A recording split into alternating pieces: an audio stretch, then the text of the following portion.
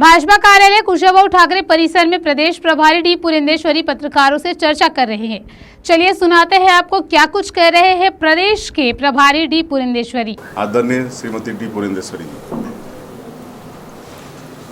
जी, सभी को मेरा सादर प्रणाम। जैसे अभी विष्णुदेव जी बताए थे, समय समय पर मेरा और सहप्रभारी जी का यहाँ छत्तीसगढ़ में दौरा होता है और आने के बाद यहाँ हमारी पार्टी की संगठन कितनी मजबूत है और कौन से कार्याचरण लेके हमें आगे जाना है, इन सभी विषयों पर समय समय पर समीक्षा होती है। और इस बार भी कल आए हैं और आज रात तक यहाँ है और इस दौरे में भी हमारे पार्टी की जो संगठन के विषयों पर यहाँ समीक्षा हुई। जैसे अभी बताया गया आपको, 5 संभागों की बैठक हुई कल और आज, और अभी और आगे जाकर और 1-2 मीटिंग हमारी हैं। और वैसे ही हमारे संगठन को मजबूत करने के लिए एक कार्य विस्तारक योजना का आयोजन किया गया है, जिसके माध्यम से हमारे विस्तारक बूथों में जाएंगे और बूथ की कमेटियों से लेकर मंडल की कमेटी, जिले की कमेटी, इन सभी पर ध्यान देते हुए इसको मजबूत करते हुए, और अगर कहीं if there something left over उसको भर्ती करते हुए ये लोग हमारे संगठन को मजबूत करने में उनका दायित्व देंगे। और वैसे ही एजिटेशनली बहुत सारे मुद्दे हैं आज छत्तीसगढ़ में, जिस पर यहाँ के लोग बहुत आक्रोशित है। एंड उन सभी मुद्दों को उठाते हुए, यानी कि यहाँ के प्रदेश के सरकार जो है उनके असफलताएं को उठाकर हम कैसे लोगों के पास जाना, इन सभी विषयों पर भी आज चर्चा हुई है। किस तरह से आंदोलन करना, कैसे जाना, कैसे लोगों तक हमारी केंद्र सरकार की उपलब्धियां लोगों तक लेके जाना और यहाँ के प्रदेश सरकार की असफलताएं यहाँ लोगों को समझाना, इन सभी विषयों पर कल और आज चर्चा हुई थी। बहुत सारी असफलताएं हैं सरकार की, प्रदेश सरकार की, उन पर चर्चा हुई।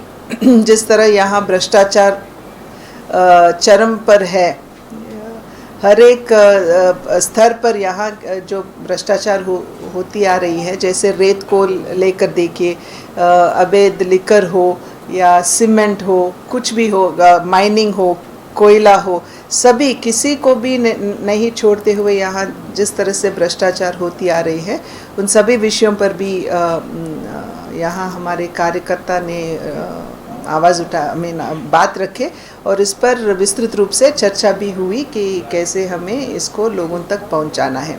वैसे ही प्रधानमंत्री आवास योजना, केंद्र सरकार तो गरीबों के लिए काम करने वाली सरकार है। जैसे बार बार हमारे प्रधानमंत्री मोदी जी कहते आए हैं कि हम गरीब को केंद्र बिंदु बनाते हुए, जो दबके हुए और विकास से सुदूर रहते हुए लोग हैं, उनके विकास के लिए हमारी प्रशासन काम करेंगी। बार बार मोदी जी यही कहते आए हैं और अगर 8 साल की उनकी प्रशासन देखेंगे तो हर एक योजना जो उन्होंने लेके आए है, देश के गरीब को विकास देने वाले कार्यक्रम ही वो आगे लेके आए। पर यहाँ अगर छत्तीसगढ़ में एक बार हम सब नज़र डालेंगे तो जो उपलब्धियाँ यहाँ के गरीब को मिलना है वो तक यहाँ के गरीब को नहीं मिलती है। जैसे प्रधानमंत्री आवास योजना के अंदर केंद्र सरकार गरीबों के लिए घर देती है और 1,80,000 रुपीज़, 1,80,000 रुपये उन घर को बनाने के लिए देती है। पर यहाँ का जो प्रदेश का सरकार है भूपेश बघेल जी की, जो उनके भागीदारी, उनके हिस्से का जो कंट्रीब्यूशन करना है वो तो नहीं देते हैं, जिसकी वजह से बहुत सारे घर, लाखों में घर वापस गए। यहाँ जो गरीबों को मिलना है उनको नहीं मिले और ये सब घर वापस भी गए। और वैसे अभी किसानों की बात हो रही थी तो भूपेश बघेल जी बार बार कहते हैं कि मेरा सरकार किसानों का सरकार है।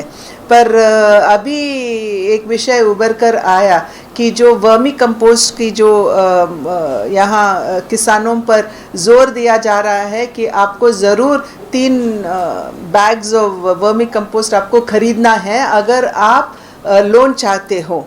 तो ये सरासर अन्याय है किसानों के साथ, क्योंकि एक बात यह है कि जोर दे रहे हैं, दूसरी बात यह है कि वहाँ वर्मी कंपोस्ट है ही नहीं। उसमें तो अगर उस बैग को खोल के देखेंगे तो बहुत सारे किसान भाई हमसे यही कहते आए हैं कि इसमें मिट्टी है और कुछ भी नहीं है।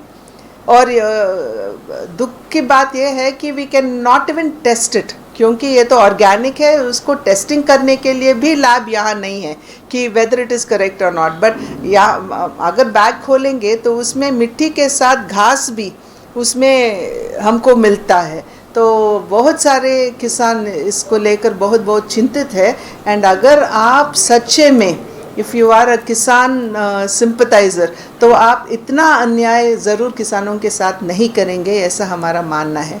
वैसे केवल वर्मी कंपोस्ट ही नहीं बल्कि बारदाने की बात हो, बार बार बारदाने की बात, बीज हो या खाद हो, सभी में यहाँ के किसानों के साथ अन्याय होती जा रही है। पर हमारी केंद्र सरकार